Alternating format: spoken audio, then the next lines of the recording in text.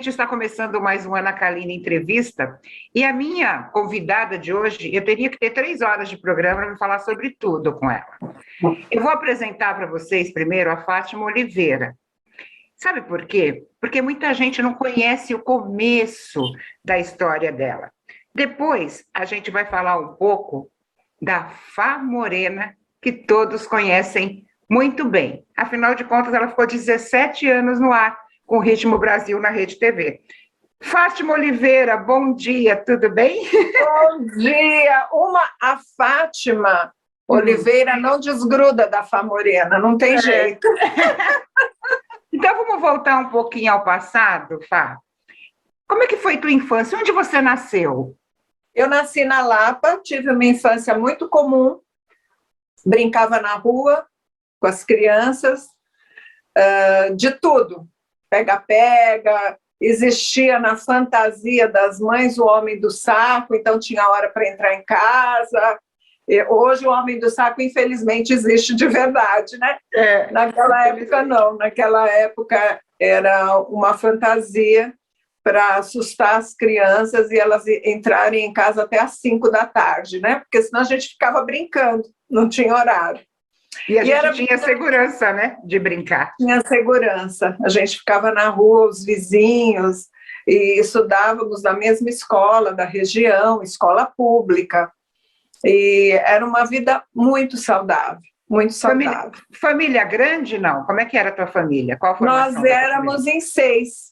Éramos meu pai, minha mãe e 4 irmãos. E eu era do meio. Teu pai e tua mãe faziam o quê na época? Meu pai, ele era comerciante de cereais, era o português da Lapa. Todo mundo conhecia meu pai como português da Lapa. E minha mãe era do lar, cuidava dos 4, cuidava da minha irmã, que tinha síndrome de Down, era uma mulher muito guerreira, minha mãe. E era isso, aquela família vasta, né? Quando vinha gente do interior, né? Minhas tias, minhas primas, era uma alegria, todo mundo cozinhando na cozinha, a gente se divertindo, era muito bom. E você foi boa aluna? Conta um pouquinho da tua época de escola. Muito boa aluna, muito. Olha meu rosto, assim, bem de CDF, Ana. Eu adorava estudar, eu adorava as palavras, eu adorava as letras, e era muito boa em matemática na época também. Nossa, matemática. Eu era boa em matemática, engraçado isso, né? Mas nas palavras eu sempre tive assim uma paixão pelas palavras e elas musicadas e bem musicadas, então aquilo me confortava. Eu pequenininha, eu me lembro, 7, 8 anos, eu ia aos postos de gasolina para pegar, começaram os festivais, a gente ia aos postos de gasolina para pegar panfletos com as letras das músicas dos festivais. Nossa, muita coisa, eu lembro disso. Muita coisa eu não entendia, mas eu pensava, nossa, que coisa, como é que pode encaixar isso dentro de um ritmo? Aquilo tudo me fascinava. E você queria... Então, diga. Então eu vivia várias facetas. Eu tinha essa fá intelectual, mas eu era uma menina de rua, não brincava de boneca, eu gostava de brincadeira de menino. Até minha filha ontem estava brincando comigo, né? Quem diria que você ia ser quem você é? Que eu cuidei, eu falei, mas você foi minha primeira bonequinha, hoje com 30 e tantos anos, né? Mas eu não gostava de boneca, eu gostava de coisas agitadas. E a gente brincava de tudo. Pode dizer. Mas você queria ser o quê? O que você pensava na infância? Eu quero ser médica, quero ser... Não, nessa época nós tínhamos uma vizinha que morava, minha rua tinha uma ladeira, e essa vizinha, ela era tão doce, tão meiga, e toda tarde ela chegava do trabalho a pé, descia do ônibus e descia a ladeira. Essa criançada toda se agarrava nela, imagina, coitada. Todo mundo ia cumprimentar essa moça, lembro do nome dela até hoje, Marlene. E ela era professora.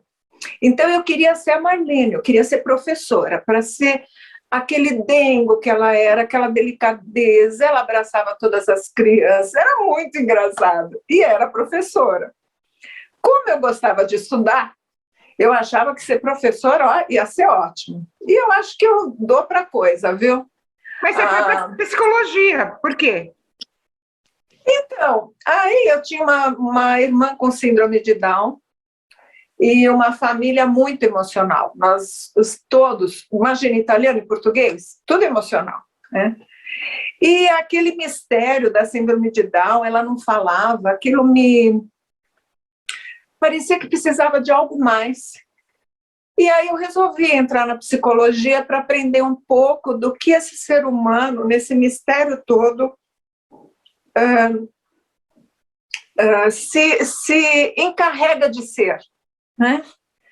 E aí fui para a psicologia, no entanto, eu trabalhei com síndrome de Down quase um ano, mas, na verdade, depois eu fui para a terapia de adultos e adolescentes, algumas crianças, e é surpreendente o funcionamento da mente das pessoas, né? Cada qual é único e cada qual tem sua própria verdade, né? E foi muito bom ter feito psicologia, não me arrependo até hoje. E a psicologia me trouxe também um entendimento maior até das letras musicais. É mesmo? Né? Porque eu comecei a gostar mais do que as letras mais profundas me diziam, do que as letras só para se divertir. Eu gosto muito de músicas divertidas, mas as músicas que me fazem pensar, chorar, rir, sabe? Ter aquele negócio, ai, perdi meu amor, e você ouve aquela música nunca mais vai embora da tua cabeça, né? Porque é uma música que foi lançada numa época que... Eu lembro que eu tive um namorado, Ana, e ele dizia assim, eu detestava o Roberto Carlos até conhecer você, porque eu me apaixonei, aí as músicas fazem sentido para mim. E o que você ouvia, além de Roberto Carlos? O que você gostava de ouvir? Imagina, eu ouvia Roberto, Erasmo, Martinha, ouvia bossa nova. A minha geração, você é mais nova que eu, mas a minha geração foi de uma riqueza musical. A gente saiu daqueles sambas, né, tradicionais, fomos para a bossa nova, ouvia de tudo. Vinícius de Moraes, Toquinho, maravilhoso aquilo. Marília Medalha, Cláudia. E além do Iê, Iê, Iê todo, que eu adorava, existia a MPB, que estava se lançando com muita força. Elis Regina, Jair Rodrigues, gente, que Os coisa grandes festivais da Record, né?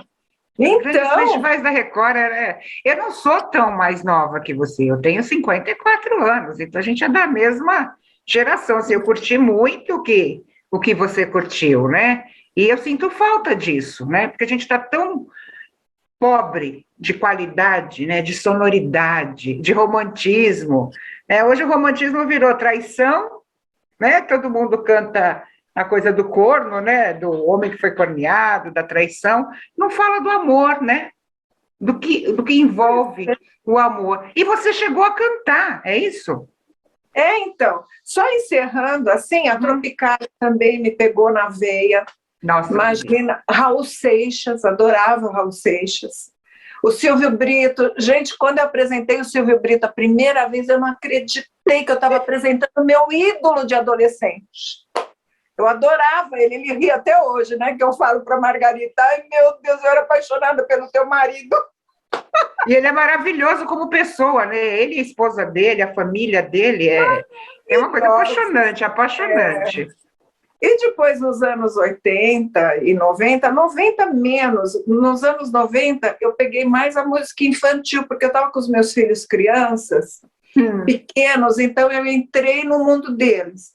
E nos anos 80, muito do rock e do novo rock, e os sertanejos que vieram com uma força bonita. Foi bonito o sertanejo naquela época. Então é isso. E aí você me fez a pergunta e eu esqueci. Você cantou, foi cantora? Isso!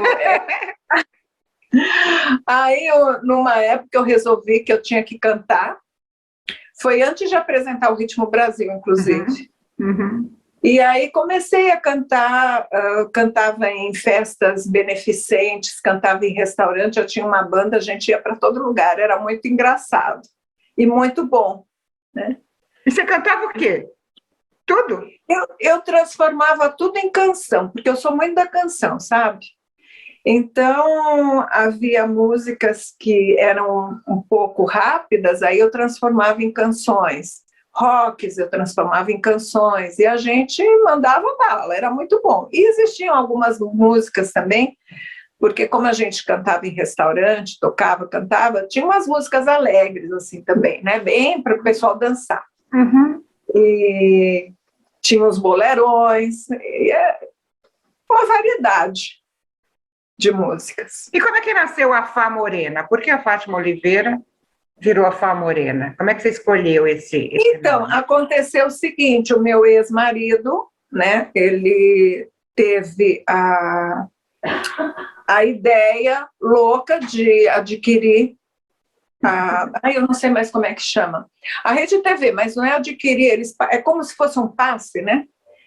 E na época eu ofereci para ele um programa, que era um programa que nem o almoço com os artistas da antiga, né? Almoço com as estrelas, a Lolita e o Ayrton Rodrigues. Com a Lolita e o Ayrton Rodrigues, que eram super simpáticos. Aí, é tão interessante que eu estava lendo a história do Almoço com as Estrelas. Primeiro o Jair falava assim para mim, o Jair Rodrigues, era estrogonofe todo sábado, você não sabe o que era aquilo, e a gente tinha que comer o estrogonofe frio, senão a gente não almoçava, porque até se apresentar. Ele era muito engraçado. Eu quero falar com a Mauri um pouquinho, que acabou de chegar de uma entrevista, sempre correndo, né, Mauri? Você sabe o prazer que eu tenho de receber aqui, em ser colega sua de Rede TV, nossa, que honra. Bom, eu já desejei para a Fá Morena, no meu programa, ela esteve lá comigo, toda a sorte do mundo. A Fá Morena é uma pessoa muito espontânea, né? Uma pessoa legal, ela é autêntica. Eu sei que o programa já decolou, já está alçando o voo cruzeiro. Com a graça de Deus e com essa gente linda que dá valor à boa música, aos bons artistas, né? Que têm vindo ao programa nos prestigiar e que estão acreditando nesse projeto que vai crescer dia a dia. E eles eram extremamente simpáticos, eu li há pouco tempo que não era tudo isso, né? Mas para mim era um glamour, era tão lindo ver aqueles artistas maravilhosos ali. Eu acho que o que representava o Almoço com as Estrelas era muito importante para a televisão brasileira, as pessoas verem a nossa cultura, né? De onde a gente vinha, apesar de ainda ser muito São Paulo e Rio de Janeiro. E aí eu ofereci um programa similar, né, para a Rede TV, e depois de uns 6 meses ele aceitou o projeto, daí eu fui com a cara e coragem, não sabia nem... E se apresentava com quem? Como assim, com quem? Comigo. Era só você, não tinha um casal? Não, era o Almoço com os Artistas com a Fá.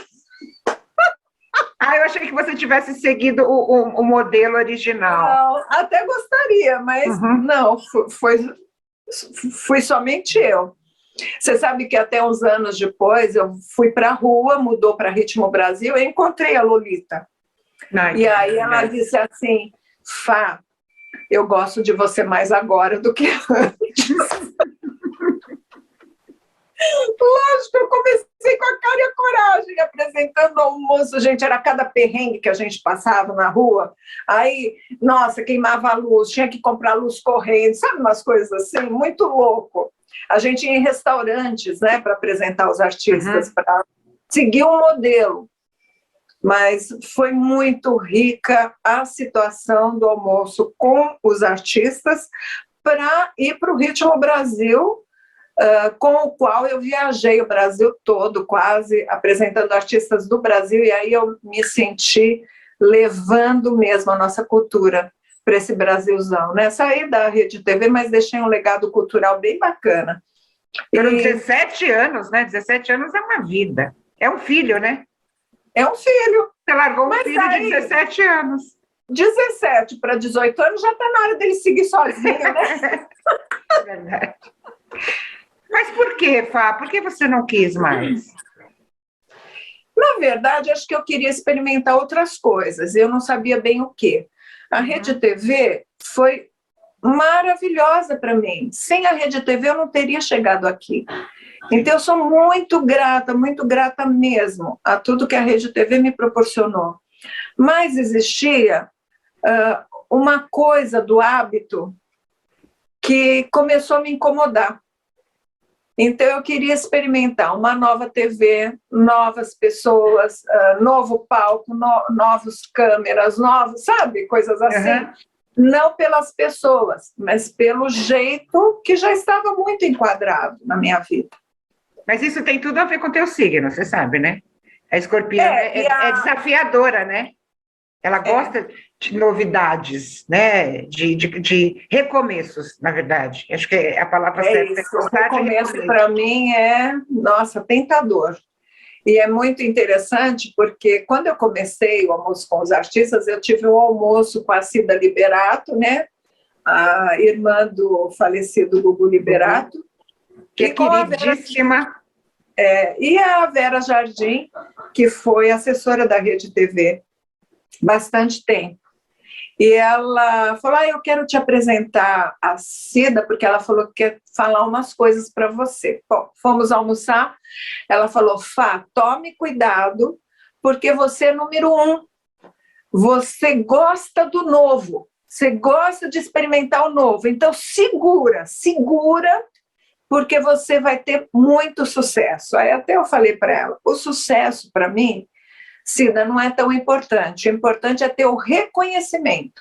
As pessoas que virem o meu trabalho, reconhecerem o trabalho que eu fiz.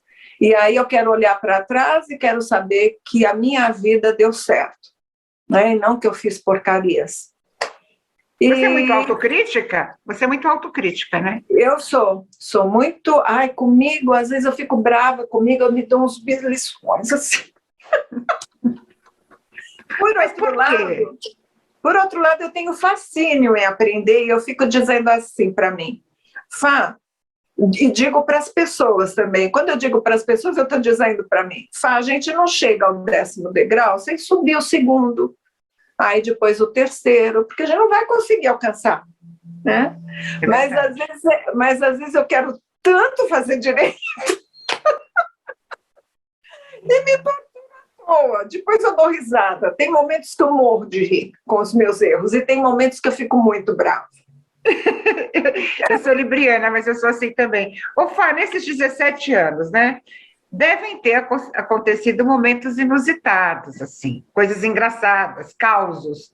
Tem alguma coisa que te marcou? Você fala assim, errar um nome, sei lá, alguma coisa que você fala assim, meu Deus, o que eu fiz?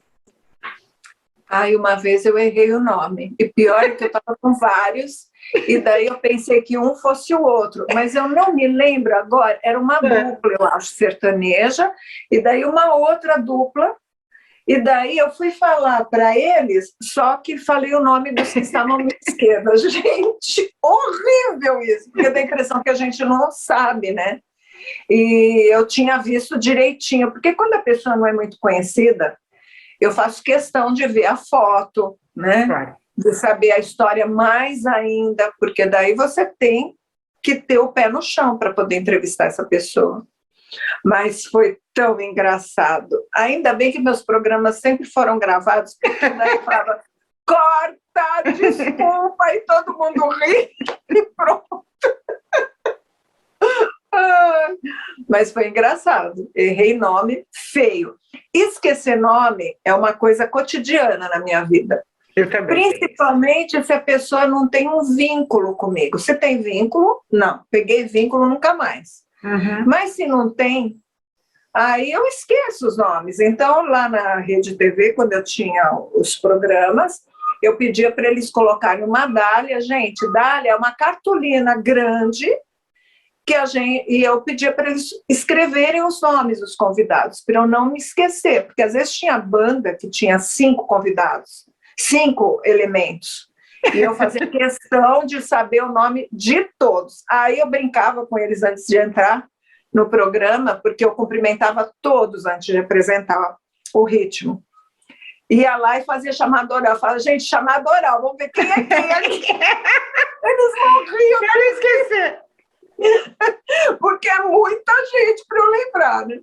Eu falo que a Dália é o primeiro teleprompter, né, na vida da gente, que muitos usam até hoje. O Raul Gil continua usando Dália, o Silvio Santos continua usando Dália, os mais tradicionais continuam, né, usando Mas a Dália, ela resolve muita coisa. Em externa, então, em externa não tem teleprompter. Exatamente. A não ser que a TV seja muito, né, chique. Na minha não tinha, a gente ia com a cara e a coragem. Então, a Dália resolvia tudo. Às vezes eu fingia que não via, porque falava assim, está encerrando a entrevista. Estava tão boa a entrevista, eu fingia que nem via a Dália.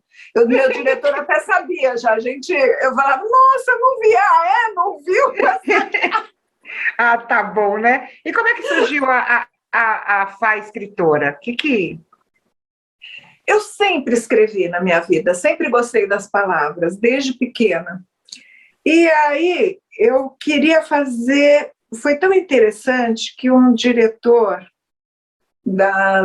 do Ritmo ficou muito meu amigo, o Cacá Marques. E eu disse para ele que eu estava infeliz só apresentando o Ritmo, porque era uma vez por semana, parece que eu precisava de algo a mais. Conversei com ele e falou, Fá, e você precisa mesmo, vai fazer alguma outra coisa que você curta, sabe, para se divertir. E eu conversando com a minha filha, ela fazia um curso de diretora de cinema, voltado para diretores de cinema, e ela falou, lá onde eu estou fazendo o curso, tem um curso eu nem sabia que existia, de literatura para escrita, né? Por que você não vai ver? Aí fui ver, me apaixonei. Aí fiz com o Marcelino Freire, que é um super escritor, ele um grande mestre, eu me identifico muito com as aulas dele.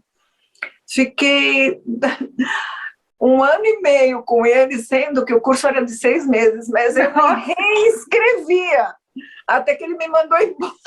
Não aguentava mais. Vai escrever, pô! Mas era fascinante, aqueles jovens todos no curso, e eu lá jovenzinha também, todo mundo trocando ideias, palavras, pensamentos, era muito legal. E aí eu comecei a escrever contos, né, que meu curso com ele foi para contos, não para romance, nem biografias, nada. E comecei a escrever os contos e me fascinei. Aí talvez eu vá escrever romance ainda nessa vida, vamos ver. E de onde vem essa inspiração para escrever? Esses contos vêm de onde? Normalmente, eles vêm de alguma situação muito familiar. Ou alguma coisa que aconteceu historicamente, ou alguma coisa que aconteceu na minha família, mas vem como um ponto de referência. Depois eu vou e vou embora. Né? Aí existem contos muito imaginários, daí a pessoa até captar o que eu estou querendo dizer. São contos para reflexão, é isso? De todo tipo. Eu já fiz contos de reflexão, fiz contos engraçados, de pessoas que se apaixonaram e me contaram de que forma se apaixonaram, aí eu fiz toda uma história em torno. Então, eu acho fascinante isso. E você chegou a ganhar prêmio, né? Como é que foi isso? Eu ganhei prêmio com um conto chamado A Viagem, que eu pego a minha mãe como referência e um anel que ela me deu um pouco antes de ficar doente com Alzheimer. E aí aquele anel me trouxe toda uma história. Ui, desculpa. Imagina. E aí eu conseguia perceber nessa história detalhes, mas alguns detalhes são reais e outros não, claro. E aí ganhei o prêmio Paulo Leminski de literatura com esse conto, né, que é um prêmio bem bacana, nacional, e nem eu não me acreditava. E olha que interessante que quando eu ganhei o prêmio, eu estava com a minha mãe. E quando me anunciaram, né, quando anunciaram que eu tinha ganho o prêmio, eu não acreditei. Eu olhei 2 vezes, estava na quarentena, sabe a quarentena, no spam? Sim. Eu estava com a minha mãe de mãos dadas, e eu falo muito das mãos, do anel, dela me dar as mãos, dela me levantar, né? E muito interessante, eu estava de mãos dadas com ela, E aí eu estou olhando lá o celular, ela dormindo, e aí eu vejo que eu tinha ganho. Eu falei, gente, que isso? Primeiro lugar, Fátima Oliveira, não. Deve ter alguma coisa errada. Que é isso? Né? Quando eu fui ver, eu tinha ganho o prêmio. Fiquei muito feliz. Sua mãe não está mais entre nós? Não, ela faleceu em 2017. E ela te inspira ainda? Muito. Imagina, mãe é nosso umbigo, é nosso cordão umbilical, não tem jeito de cortar. As imagens, as referências, as emoções, vem muito de mãe, e de pai também, né? Mas eu acho que de mãe mais. Eu não sabia disso, mas depois que ela foi embora, eu percebi que era muito forte. E quando ela teve o Alzheimer também, né? Ela chegou a esquecer você? Não sabia quem você era? Eu não vou acreditar nunca que uma pessoa se esqueça da outra que ela amou profundamente. Uhum. Mesmo meu pai, ele ficou na UTI por 15 dias com uma cirurgia gravíssima por causa do câncer. E aí o médico veio falar comigo e eu falei assim, doutor, vamos falar lá fora? Imagina, ele não está ouvindo. Eu falei, isso é uma opinião tua. Para mim não interessa o que o senhor está pensando. Sabe, há médicos que são muito técnicos. Uhum. Aí eu falei, eu prefiro conversar com o senhor lá fora. Aí conversei com ele e depois fui contar para o meu pai do meu jeito que ele tinha dito para mim. Falava no ouvido dele que meu pai estava entubado e tal. Uhum. Fica tranquilo que a gente vai resolver, E ele saiu da UTI e ainda sobreviveu 3 meses mais, porque ele tinha uma sobrevida de 3 meses, ele viveu 6 meses. Aí o médico dizia para mim, eu não sei como teu pai está sobrevivendo a tudo isso. Eu falava, eu sei. É muito amor, doutor. É muito amor. Né? E a vontade de viver, né? A gente não aceita aquela coisa assim. Quando a gente fica doente, acho que o primeiro medo que vem é de deixar, né? Os que a gente ama, né? Então, é uma coisa muito complicada. Depois que você ganhou esse prêmio, você continuou escrevendo. Foi uma coisa que você se dedicou, né? Isso. Saiu do programa e resolveu se dedicar mesmo à literatura. E veio mais um livro. Depois de quanto tempo? Aí eu fiz o livro Toalha de Renda Branca porque eu gostei da história, de pegar essa referência da minha mãe e familiar. Uhum. E daí eu resolvi fazer uma homenagem às mulheres que me inspiravam e mulheres que me inspiravam a fazer histórias, porque existem histórias ali que tem de tias e tem de histórias externas. Então, não são todas as histórias que você pode confiar que tem a ver com a minha vida. Porque tem uma história lá que a irmã uma mata a outra, entendeu? Então, mas não tem nada a ver. Ainda bem, né? Uma irmã matou outra aqui na minha família. Você misturou. Mas aí as histórias vêm, é interessante, vem uma coisa na cabeça, e é como o Marcelino falava, vai escrevendo, você não sabe onde a história vai te levar. Isso é muito bacana, é uma viagem, é como se você conhecesse lugares diferentes, sabe? E daí eu fiz esse livro, e estou pensando em torná-lo online, vamos ver se a gente consegue, vou falar com a editora, se eu consigo fazer isso.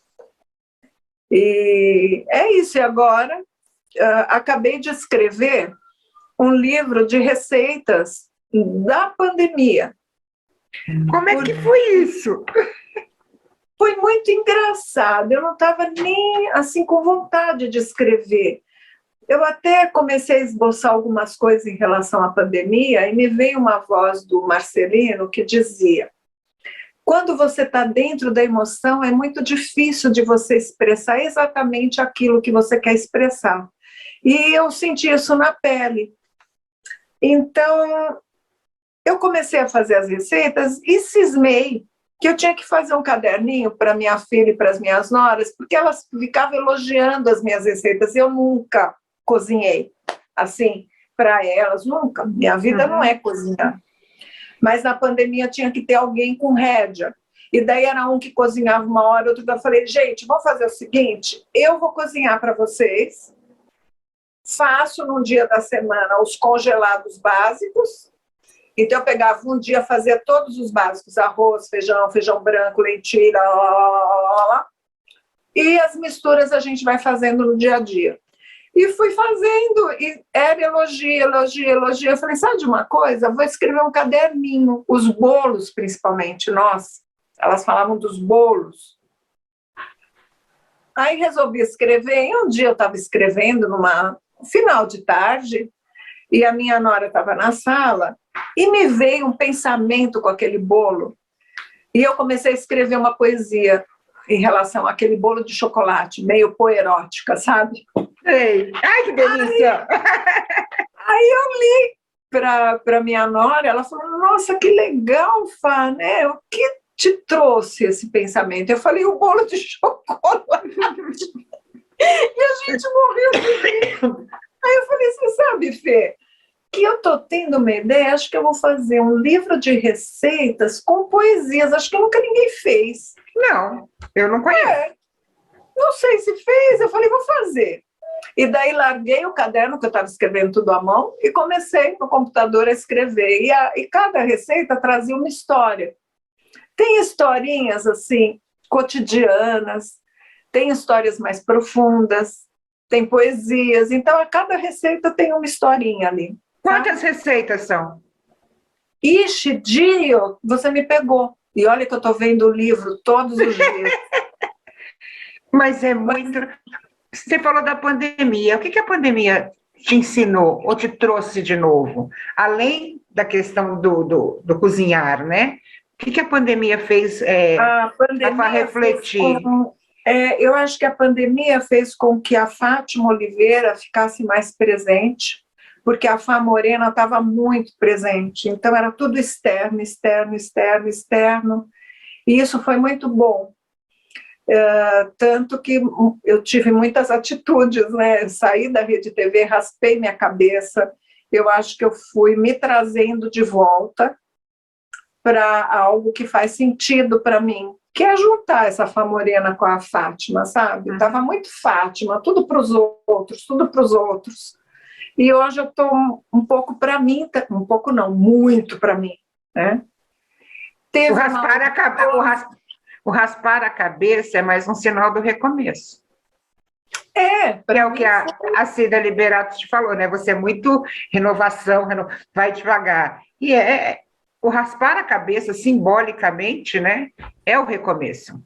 Pois é. Você sabe que até a minha manicure veio essa semana aqui, ela é uma querida, né? Toda semana ela vem, ela fala assim, Fá, você não vai saber o que aconteceu essa semana. Uma senhora aí me parou e perguntou se você tinha melhorado do câncer. Eu falei, mas a Fá não está com câncer. Porque você ficou careca. Eu falei, sabe o pior disso tudo? É que a pessoa ouve de alguém e acredita, e todo mundo passa a acreditar, ao invés de perguntar ou olhar lá o que eu falei exatamente, né? As pessoas têm preguiça de olhar, elas preferem acreditar, né? É muito engraçado. E na semana que eu raspei a cabeça, foi muito engraçado, porque até o Amado Batista me ligou, o meu primo me ligou, todo mundo pensando, olha, se você precisar, por favor, não sei o que é uma graça, né, uns amigos queridos. Eu falei, gente, a gente não raspa a cabeça só porque está com câncer, a gente raspa a cabeça porque tem o desejo de raspar a cabeça, ou porque tem algum problema no couro cabeludo, precisa raspar a cabeça, né? Então é bom tirar o estigma também. Você falou que depois que você saiu do Ritmo Brasil, você começou a se olhar mais. Foi esse o motivo? Que você tem uma filha que é uma super fotógrafa, eu vejo os trabalhos dela e fico encantada, porque ela tem ela não é aquariana, não. Porque ela vê muito mais além do que a fotografia, isso é muito legal. Ela é aquariana? É. Aquário é depois de Capricórnio, né? Não é? Ela é aquariana, ela é depois de Capricórnio. Por um dia, porque ela seria capricorniana. Aí uma amiga minha que faz mapa astral falou, já que vai ser cesárea, atrasa um dia para equilibrar o emocional com o racional, porque senão ela vai ser muito racional. Aí eu atrasei, ela deveria não, nascer no dia 21 de janeiro, ela nasceu no dia 22. Então está explicado, né? E foi esse olhar para você que te fez fazer as fotos sensuais, são lindas, né? Uma mulher que chega aos 60 anos de idade, né? Jamais eu daria essa idade a você quando eu te conheci. Eu fui no seu aniversário de 60 anos e fiquei indignada. Eu falei, tem certeza que são 60 anos? Não são 50, pelo amor de Deus. Foi isso, um resgate de você mesmo, do se gostar, né? Porque mostrar a coisa da sensualidade é uma coisa muito íntima, né? E, de repente, a gente mostra um lado nosso que é frágil, né? Nossa sensualidade é frágil. Como é que você teve essa ideia e por quê? Por quê? Mas eu tenho que te dizer, Ana, que tem Photoshop lá. Não, mas eu não estou falando... Não, eu acho que tem que ter, né? Porque ela falava assim, mãe, como você é sensual. Aí, quando ela me mandou as fotos, eu falei, filha, tem um Photoshop aqui. Ela falou, mas é muito pouco, muito. É autocrítica, lá vem a autocrítica de novo. Mas ficou lindo, eu vi. Eu tenho a impressão que para a gente se expor publicamente, eu sou assim, a gente tem que ter uma certa responsabilidade social. Sim. Para expor as fotos sensuais, teve todo um pensamento muito forte de que eu estava num momento muito sensual de vida e que eu poderia dizer isso para as mulheres da minha idade, que elas podem ter 60, 70, 80 anos, que a sensualidade nunca vai embora. É só a gente puxar que ela vem. E eu pensei nessas fotos muito com essa intenção de ajudar as minhas amigas, as minhas colegas, as minhas fãs, a se olharem e perceberem que elas têm algo ali que, às vezes, por causa da idade, estou com a idade, elas não percebem que está ali muito vivo. Você teve esse retorno? Tive muito. As pessoas falaram com você sobre isso? Mas você acredita que mais retorno ainda eu tive quando eu raspei a cabeça? É verdade. Muito. É coragem, né? Você foi muito corajosa. Porque a mulher tem o quê? A gente tem, claro, seio, né? Cabelo. Cabelo é uma coisa sagrada para a mulher, né? Precisa muita coragem para raspar a cabeça. Você teve mais retorno com isso do que com as fotos? Eu tive mais retorno, apesar de ter tido muito retorno com as fotos. Mas, e assim, principalmente porque eu coloquei nas redes sociais o motivo de estar ali mostrando a minha sensualidade. Uhum. Mas a carequice é uma coisa que envolve um estigma que, para a nossa sociedade, principalmente ocidental, é equivalente a morrer, a ter câncer, a não conseguir ter mais cabelos, né? E não, eu pude mostrar que a gente poderia deixar o cabelo crescer se não gostasse. E muitas mulheres rasparam a cabeça e me mostraram. Algumas conversaram com o marido, mostraram a minha foto para o marido, olha que graça.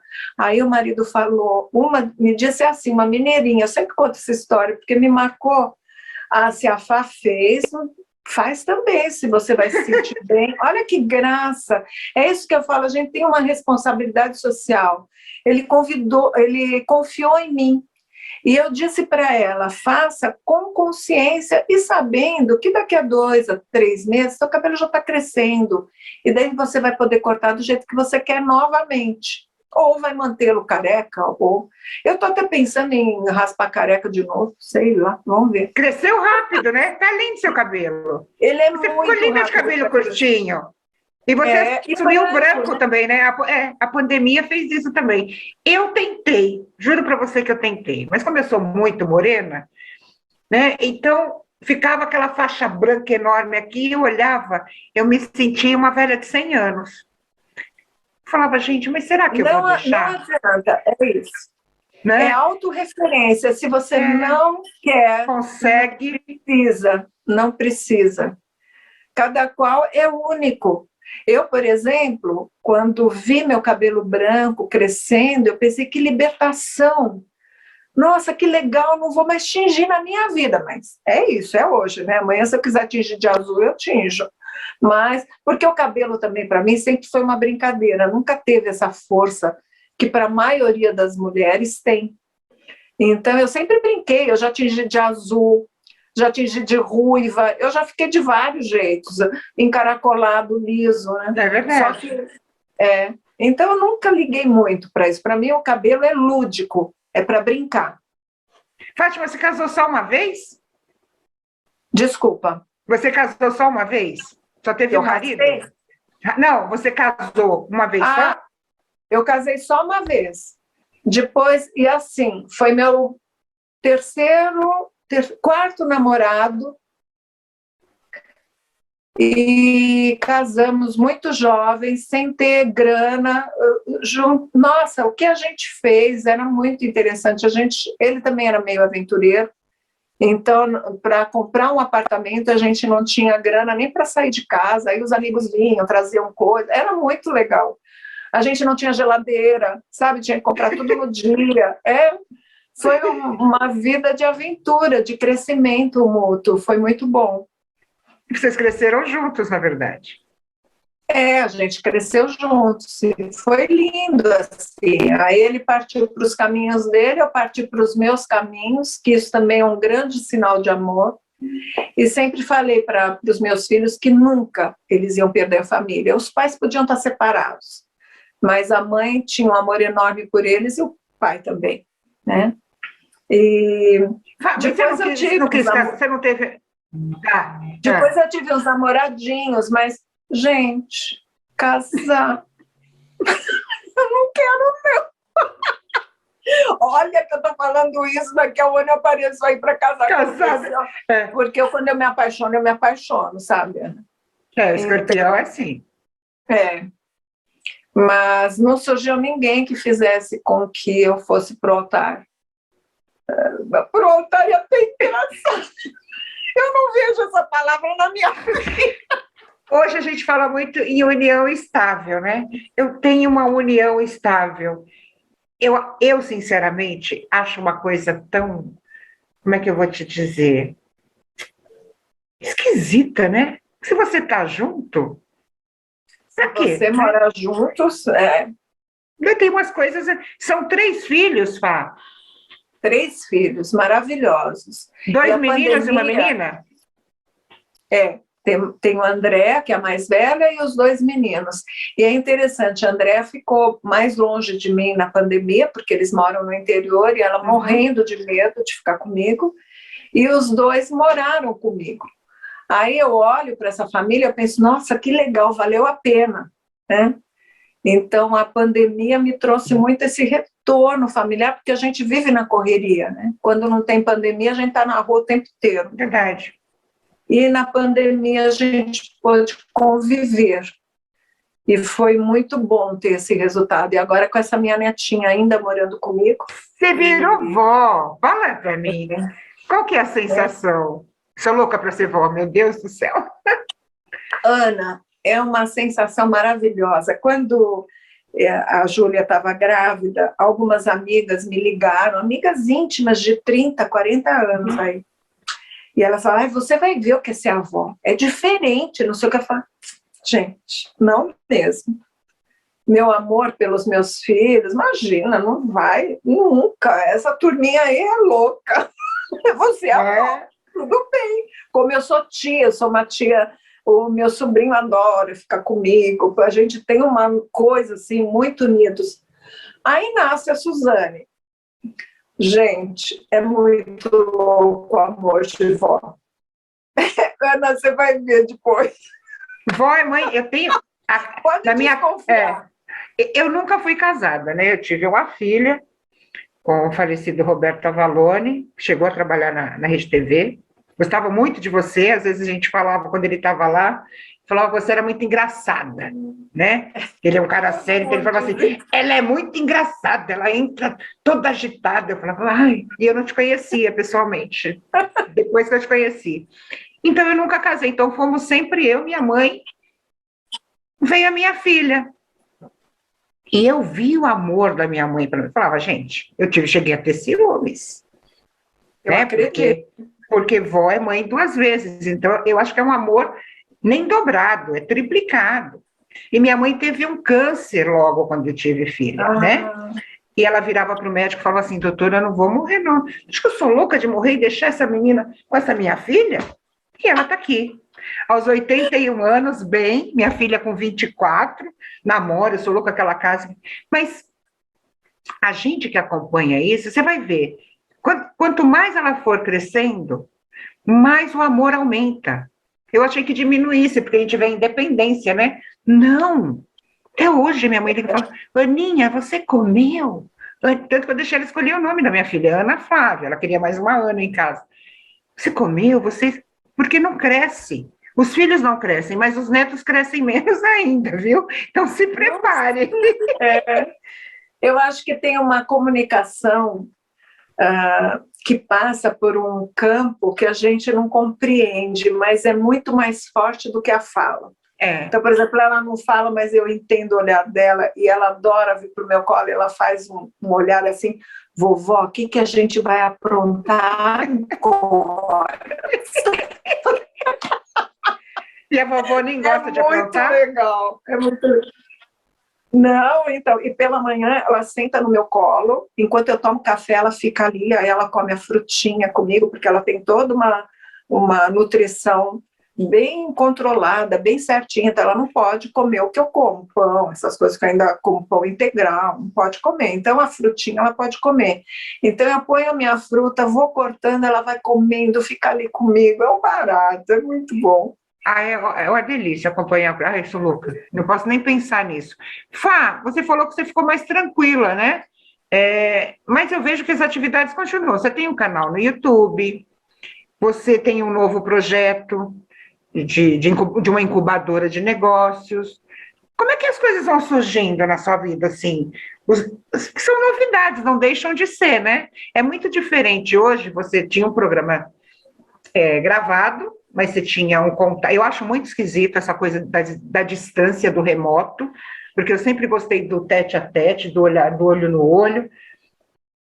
Você sente essa falta? Porque o canal no YouTube é isso, a gente está falando para um monte de gente que a gente não sabe quem é, né? Mas quando a gente está na TV também. Mas você está junto com aquele... O canal é você sozinha. Sim, né? Claro. A coisa de estar sozinha... Falar com alguém. Isso, você está falando, aí eu tenho que esperar você parar, porque senão a gente... E na TV, quando a gente está junto, não, a gente põe a mão no braço, organizado, uma fala em cima da outra, é bom demais, né? Isso é muito bom. Mas o Toca na Tela, que é uma incubadora, a princípio de negócios, e está se modificando aos poucos, foi um convite que eu recebi. Eu não sei se você conhece o Lindomar de Souza, que é assessor de muitos artistas. Não. E eles são 3 empresários, ele trabalha com coaching e um outro empresário também trabalha com coaching. E daí ele me entrevistou e tinha inclusive uma figura feminina de Miami com eles, também super empresária, e ela saiu. E daí eles pensaram no meu nome pelo feminino, para dar um equilíbrio. E eu sou totalmente... Gente, quando a gente faz reunião, é só risada, porque eu sou a fala que eles não pensam. Então é legal porque completa, um fala uma coisa, outro fala outra, né? É muito bacana. E eu só aceitei porque o intuito e o objetivo do grupo são conexões muito positivas. Então, já que são conexões positivas, vamos lá, vamos ver o que dá, né? Não sei até quando eu vou conseguir ficar, porque eu estou lotada de trabalho, mas eu quero ficar por bastante tempo. E tenho as lives culturais, né, e com artistas e com celebridades às quartas-feiras, e estou tendo aulas de canto, porque eu voltei a cantar. E aí, aulas muito interessantes que estão me fazendo perceber que a gente precisa desmistificar, não é desmistificar, essa história de que o artista não faz nada e daí vai no palco para brincar. Gente, é muito trabalho antes de estar no palco. O artista que escreve um livro tem muito trabalho de elaboração antes desse livro estar pronto. Olha, eu estou há 1 mês e meio só para deixar esse livro nos trinques. E lança quando? Você lança esse ano ainda, esse livro? Eu quero ver se até começo de dezembro eu tenho ele fisicamente em mãos, mas vou lançar pouquíssimos físicos e quero lançar online, né? E é isso. Então, eu acho que está sendo muito importante poder levar para as pessoas que o trabalho é duro, o trabalho de um artista é muito duro. Não é só ir lá e fazer o showzinho, porque quando está com o showzinho, entre aspas, é um show que foi elaborado, que foi ensaiado, que foi cantado milhares de vezes, que, né? Então, eu acho que a gente tem que mudar um pouco essa chave de que o artista é aquele que, não, o que você trabalha? Não, eu canto. Não, mas no que você trabalha? Gente, eu trabalho de cantor, que é um trabalho. Muitas vezes com muito mais horas de trabalho do que uma pessoa que faz das 8 às 18, das 8 às 17. Tem alguma coisa que você não fez e tem vontade de fazer? Você sabe que hoje eu não tenho esses sonhos. Talvez uma viagem diferente, eu tenho muita vontade hoje de rever a minha família portuguesa. A primeira viagem que eu quero fazer é para Portugal. Eu acho que a pandemia me trouxe isso, ver as minhas raízes paternas, que eu adoro eles. Mas de restante não tenho assim um desejo. Sabe, eu estou tão bem, tão feliz, e o meu desejo é isso, é poder cantar feliz, porque o canto para mim também não teve uma história tão maravilhosa, que as pessoas diziam que eu não cantava bem, então eu desisti disso, né, na minha adolescência. Então eu tenho são desejinhos, sabe, Ana, que são maravilhosos para mim. Eu não tenho nada assim de, eu quero, né? São desejinhos, vamos vivendo, tá tão bom. E eu tenho recebido tantos presentes, né, que nem, imagina, eu ia esperar que a Suzane nascesse ainda numa pandemia, e a gente aqui curtindo, todo mundo feliz. Nossa, meu maior sonho de consumo é ver minha família toda bem, e eu também. E é uma família linda, você fez filhos lindos, viu? Parabéns. Obrigada, Ana. Você pretende voltar para a TV? Muita gente te pergunta isso, né? Se houver uma oportunidade, sim. Eu pretendo, e se for para apresentar um programa de cultura, melhor ainda, ou de entrevistas que levem informações legais, né? Eu cozinhar não cozinho, mas posso até apresentar alguém de culinária e comer, porque comer bem eu como, viu, Ana? Quando você falou das receitas, uma coisa que a pandemia me trouxe, eu odeio cozinha. Quer dizer, odiava a cozinha. Eu sou aquela coisa que ia fritar um ovo e queimava, né? Então, eu comecei a fazer muitos almoços aqui em casa, vinha a Aritana cozinhar, a Rita Cadillac vinha aqui, porque todo mundo mora perto, né? E a gente acabou se unindo. Amo a Rita. Vamos fazer um almoço aqui, pedir para ela cozinhar uma moqueca que ela faz, vou te chamar. E aí eu comecei a observar muito. E eu aprendi a cozinhar, menina. Gostei. Olha, que máximo. Mas gosto de coisas diferentes, assim, fazer uma moqueca, fazer um estrogonofe, né? Eu não gosto do trivial, né? Eu gosto até de inventar um pouco. Olha que bacana, a pandemia me trouxe isso. Que eu nunca gostei de ser dona de casa. Aproveite esse talento. Cozinhar virou arte, mas antes de ser arte, era um dom de mulheres que não tinham para onde ir. Então, onde elas colocavam as pitadas de amor era ali. Elas não trabalhavam fora. Então, minha avó, cozinhar era um ato de amor imenso. Aos domingos, as famílias iam lá, os filhos, ela tinha 7 filhos, e a gente se juntava, e ela fazia a gelatina quadradinha, porque era o mais fácil. Imagina, 14 netos, 15 netos, tudo junto, tinha que ser gelatina, não dava para fazer, mas era tudo com muito amor. Tudo gostoso, eu, por exemplo, né? Eu fiz, adorei na pandemia ter cozinhado, mas hoje eu não quero mais. Eu até ontem eu falei para a Júlia e para a André, elas estavam conversando comigo, eu falei, gente, eu já perdi a vontade de cozinhar, mas eu quero fazer a pizza, porque a gente não tinha pizzaria no começo, então eu fiz pizza à mão. A Júlia amou, eu nunca entendi se é porque ela estava grávida, ela adorava o crocante da minha pizza. Aí a minha outra nora, Fernanda, também. Aí eu falei ontem para André, eu vou fazer essa pizza só para você experimentar, porque meu genro, ele é um pizzaiolo, gente, ele faz umas pizzas maravilhosas. Falei, você vai ver essa pizza de forno comum, aí um dia eu vou fazer para vocês. Aí é só. Elas dão risada, é só, não faço mais. Não quero mais fazer nada. E quando a Fá não está trabalhando, ela tem hobbies? Você gosta de fazer uma... Você faz ginástica, você corre? Eu caminho todas as manhãs, caminho, faço ginástica online, não com alguém, mas eu comprei um app e eu estou adorando, que é uma ginástica funcional, e faço exercícios físicos para cantar. E voltados à voz, que são exercícios de perna, de pé, uma série de exercícios de braço, alongamentos. Que delícia! E lazer, o que você gosta de fazer? E gosto de ler, ler, e na hora que a pandemia terminar, quem sabe eu não começo a ver os musicais, os shows que eu gosto, as peças de teatro que eu amo, cinema, adoro. Ir ao cinema, assim, sabe, numa tarde, ser eu única lá, com aquela pipoca, eu me sinto tão importante. Eu adoro aquele pacotão de pipoca.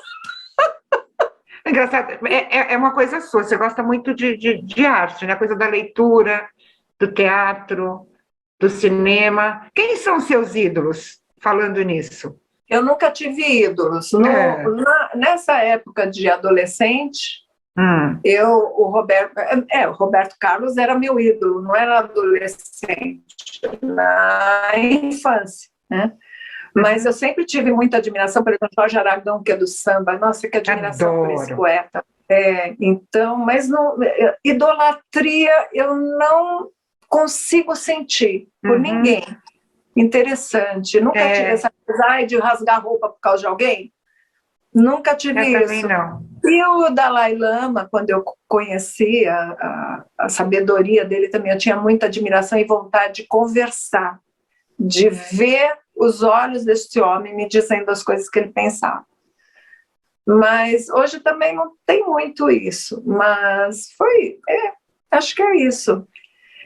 Eu acho que é complicado quando a gente idolatra. É perigoso, na verdade, né? Quando cai o véu, a decepção pode ser muito grande. Eu vejo até artistas do nosso meio dizendo de pessoas que eles conheceram e idolatravam, e daí quando foram para conhecer, caiu o véu e a decepção é enorme. Né?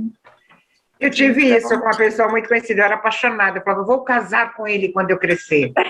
E eu tive a oportunidade de conhecê-lo, e ele teve um comportamento tão negativo, né, em relação a mulheres mesmo, sabe?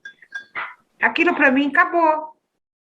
Eu não gosto nem de ouvir mais, nem de ver, nem de ouvir. Porque vai para o lado Morreu. Morreu, né? Fá, nosso tempo está chegando ao fim, muito triste, isso muito rápido, né? Triste mesmo. Eu queria que você deixasse uma mensagem. Eu sempre falo que a gente está numa época de reflexão, né? Uma mensagem de otimismo, porque tem muita gente que não acredita que esse momento vai chegar ao fim, né? Porque as pessoas continuam morrendo, o Covid chegou muito perto da gente, antigamente estava distante, né? Aí a gente começou a perder pessoas conhecidas, amigos, familiares. Então eu falo, vamos fazer uma corrente de otimismo. Então eu sempre encerro o programa assim. Qual mensagem você deixa para essas pessoas que, infelizmente, são pessimistas, né? É um momento de pessimismo, infelizmente. Não dá para negar que foi muito triste a morte de muitas pessoas, né? As mortes de muitas pessoas, cada qual com o seu significado dentro do seu núcleo familiar, outras com um significado maior para a nossa sociedade. E é certeiro que a morte existe, mas não precisava ser desse jeito, né? A gente ser pega de surpresa com tanta gente querida indo embora de repente, é uma morte muito repentina, não dá nem para elaborar direito. Mas nós estamos vivos. Então a gente tem que agradecer todos os dias por estarmos vivos e com saúde. E eu quero dizer para todos vocês que estão vendo essa live, não desistam de viver. E viver não é só acordar, passar o dia fazendo algo que você precisa fazer, porque você tem que ter teu pão para comer, e dormir. Faça algo que você curta. Tem tanta coisa hoje que a gente vê na internet que nos dá prazer. Então, tenha pelo menos 5, 10 minutos de prazer para você. Usufrua de alguma coisa que para você é importante, porque você merece. Vamos viver. Viver de verdade. Então, existem coisas que a gente tem que fazer por obrigação, mas a gente pode escolher fazer coisas para o nosso bem-estar físico e mental. Não desista de viver, não desista. Vamos embora, gente, vamos embora que tudo isso vai terminar, e eu tenho certeza que ano que vem a gente vai estar todo mundo junto, Ana. E eu vou comer a muqueca da Rita. Amei. É aquela coisa, né? Dias melhores virão. Tenho certeza disso. Tem que vir. Tem que vir. Fá, obrigada. Obrigada. Um beijo. Ana. Eu quero esse livro de receita. Estou louca para ler já. Opa, vou te mandar. Já fiquei com vontade de ler. E as redes sociais aí da Fá estão disponíveis. A Fá é uma pessoa que responde, né, as pessoas, que gosta de gente, né, não é aquela pessoa pública que fica afastada, que não gosta de pegar, né? É uma coisa bem... Eu te conheço e sei disso. Isso é muito bom, né? Porque mostra o valor e a espiritualidade de cada um, porque as pessoas que são espíritas, que têm uma certa espiritualidade, reconhecem que todos nós somos iguais, que ninguém é melhor que ninguém, que todo mundo vai para o mesmo lugar, e a gente está aqui, cada um cumprindo o seu papel, por menor que seja, né? Menor que seja para as pessoas, porque para você tem que ser sempre um grande papel. Então, um beijo, gente. A semana que vem a gente volta com mais uma entrevistada. Muito obrigada pela companhia de todos que nos acompanham pela AltV, pela TV Guarulhos e pela Viva Web TV. Um grande beijo e até a semana que vem. Tchau. Tchau, gente. Tchau, Ana. Beijos.